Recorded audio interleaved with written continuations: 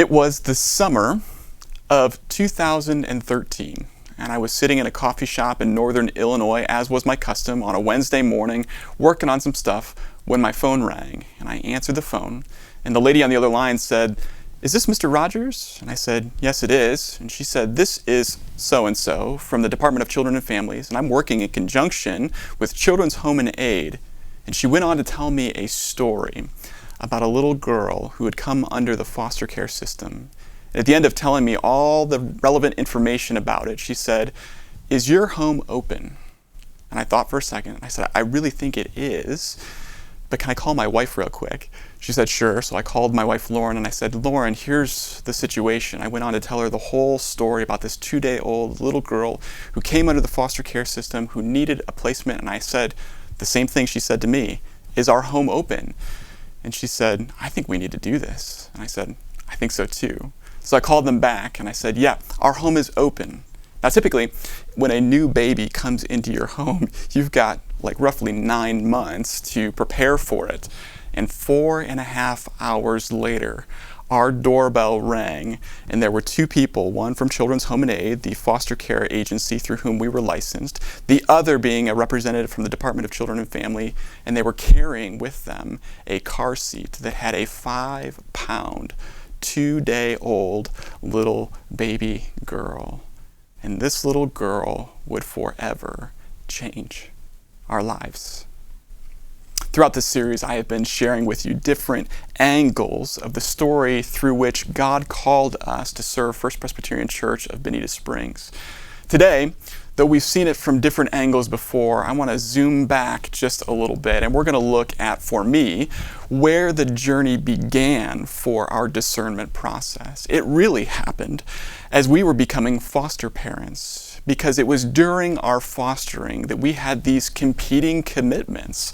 One, that we had this stirring that perhaps God was calling us to do something else. The other being, we were committed to staying in northern Illinois because we had committed to God that we didn't want this little girl bouncing around between different foster homes. So we were going to stay either till she was reunited with her family or till she became a permanent member of our family.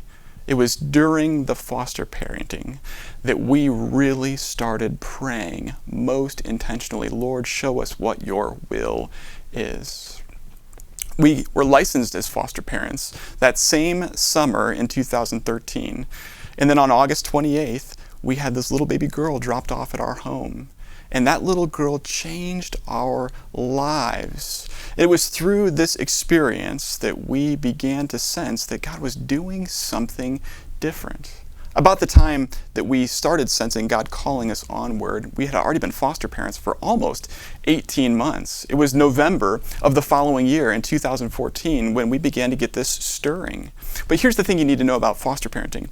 You have almost zero control of anything that's going to happen, because the court system, in conjunction with the biological parents, they have the responsibility of trying to make efforts to bring a child home, and it's the court system that ultimately will determine whether a child is not going to return home. And so as a foster parent, you're sort of in this place where you have very little control. You're intimately involved, but you have to hold it with open hands. Do you remember a couple of weeks ago, or the last time that you watched episode number 2, when I talked about an open-handed peace? Foster care is one of those things you have to hold with open hands because you have zero control over it. The only control you have as a foster parent is what is called educational advocacy.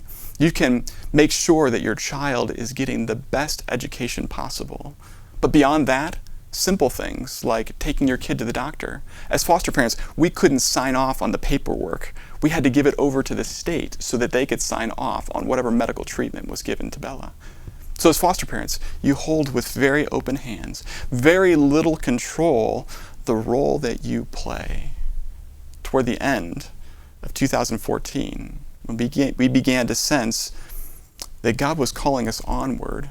We also began to sense that our journey in the foster care system wasn't going to be quick. We'll return to this in just a little while. Throughout this series, we have been talking about spiritual discernment. We talked about how as Christians, we cannot spiritually discern without the Spirit of God in our lives. And the only way we can do that is if we have relationship with Jesus Christ, through whom we have access to the Spirit, and through whom we not only make good judgments and wise decisions, but we are led by the Spirit of God to whatever God's calling us to do. And also, we have talked about 3 of the 4 instruments through which we can sense God's Spirit leading us on. In episode 2, we talked about an open-handed peace, how God gives us a peace that surpasses all understanding, that is independent of our circumstances. In the following episode, episode 3, we talked about the Spirit-inspired revelation that God has given us in the past, how God has led us consistently through His incarnation in Jesus Christ and through the Scriptures, and how God is the same yesterday, today, and always, and therefore, whatever we're discerning needs to be in chorus with what God has already revealed. Then in the previous episode, episode 4, we talked about God's Spirit-inspired community, how God leads us through the relationships that we have, those concentric circles of relationships that we share. In this episode, we're going to listen to the final instrument, what I've entitled limits, when we are discerning. Often, these 4 different instruments we hear playing the same tune, playing in harmony with one another in the same key, and when they are all aligned, it just makes sense that God is leading us in a direction together when we're discerning by means of the Spirit.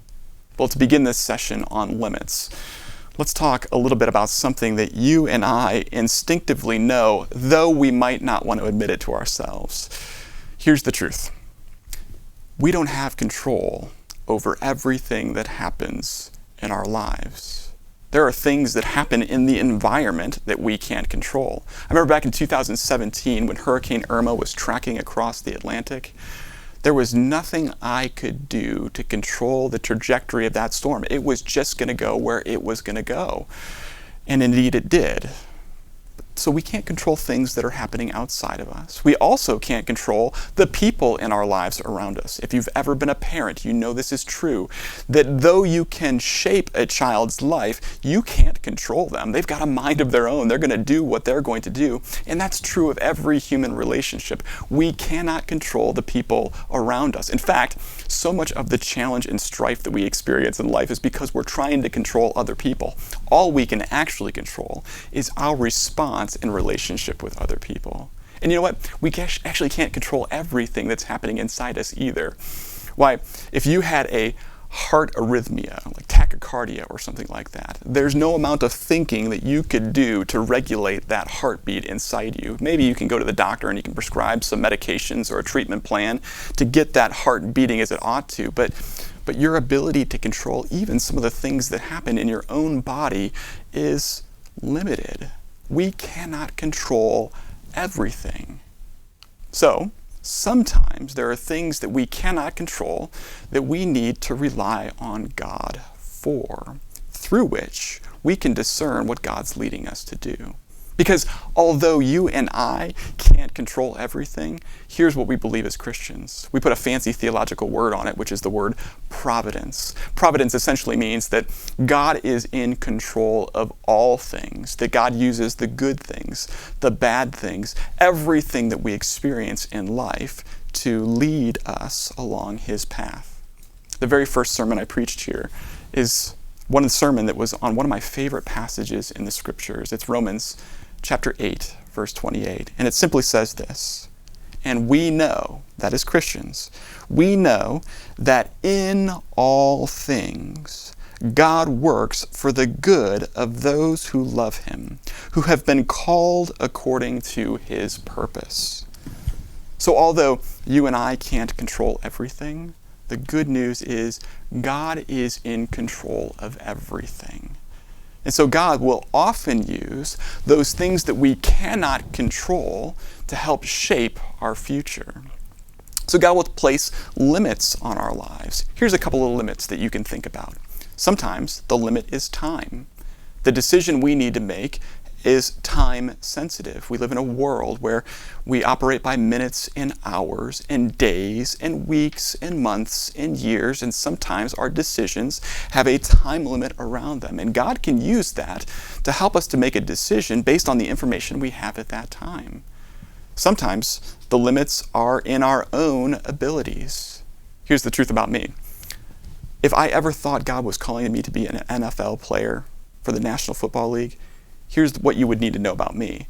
For the majority of my life, the most I've ever weighed is about 160 pounds. That's not exactly the physical body that you would need to be an NFL player. So one of the limits that God has put on me is a physical limit of my size. There's no way that I would discern that God was calling me to play with those big, strong men in the NFL, right?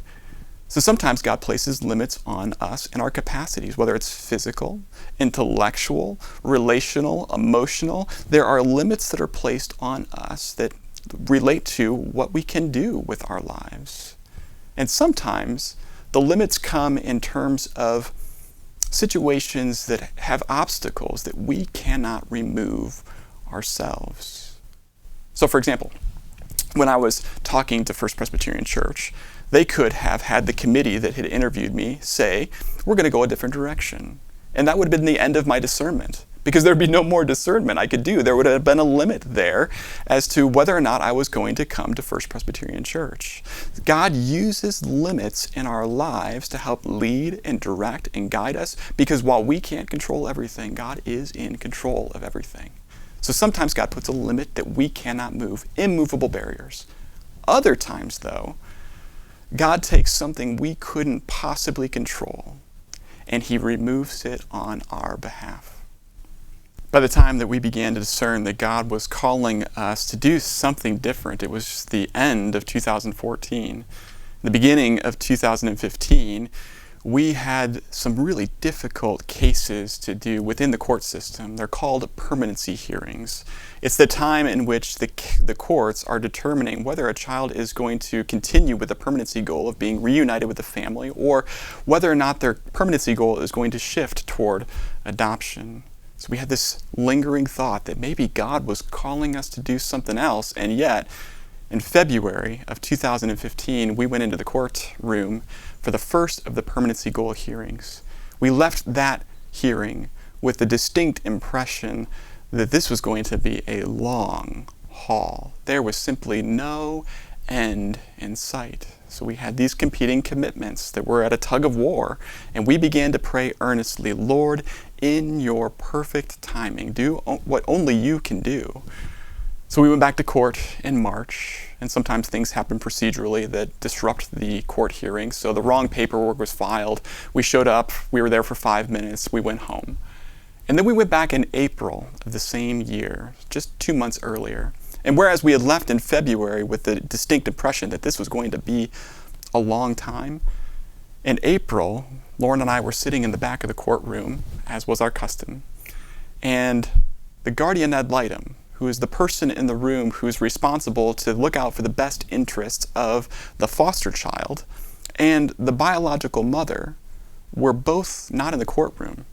I looked at the judge. She was getting a little bit perturbed with the situation. And after about 5 minutes after the hearing was supposed to have started, the guardian ad litem came in, and he said, Your Honor, I'd like to ask for a 5-minute recess. And then he said words that would forever change our life. He said, I'm talking with Mom about the idea of signing over her rights. Now, I was holding my wife's hand at this point, and she squeezed my hand harder than I think she had ever squeezed it before. And I looked at her and I said the most sensitive thing you can say. I said, keep it together! And about 5 minutes later, the guardian ad litem and the biological mother came into the room, and the mother made a decision to sign her rights over and to name Lauren and myself as parents. A selfless decision that we have tried every day for the foreseeable future to do the best we can to honor the decision she made. Still, it took several months for us to officially adopt her. That was a miracle in and of itself. And then, on November 21st of 2015, almost exactly a year after we began to get this stirring in our hearts, we adopted Bella, who became a permanent member of our home on National Adoption Day. On the 22nd, the very next morning, it was a Sunday morning, and she was baptized not only into becoming a member of our family, but becoming a member of God's family. What we learned through this series was that God can move obstacles that we couldn't possibly ever have control over. And so this was a confirmation for us that maybe the Lord was in this call to go somewhere else. So the day after we adopted Bella, we had her baptized. The day after that, I posted my resume online. And within a few days, First Presbyterian Church of Bonita Springs posted their job description online. I talked to the search committee here at First Presbyterian Church 6 weeks after the adoption of Bella, and we were here 6 months after that, on the ground, serving here in person. That prayer, Lord, in your perfect timing, do what only you can do, was God's cue to do what only God could do, and he removed a limit that was previously in place. So sometimes the limits around us that are immovable, God uses to say, that's not the direction I'm calling you. Other times, you become acutely aware that God is really in this thing by the miraculous moving of something that you couldn't have any control over. So through this series, what have you been discerning? What question has been on your heart and your mind, and how have you been listening for the Spirit of God to speak to you? Have you begun to get a sense of God's peace that surpasses all understanding? Have you been able to read in the Scriptures and through the Scriptures determine that God is revealing himself consistently with something else that you've read there? Have the people in your life who have the Spirit of God in them by faith been leading you and guiding you in parallel with that? And are there limits that God has either imposed or removed to lead you? When you hear these 4 instruments playing the same tune in harmony with one another, it may be an indication that God is leading you in a specific direction. I hope you've been able to listen to the various angles of our story, of this significant life decision, and been able to hear your own story within that story. This is the conclusion of this series, but until the next time, God loves you, and so do I.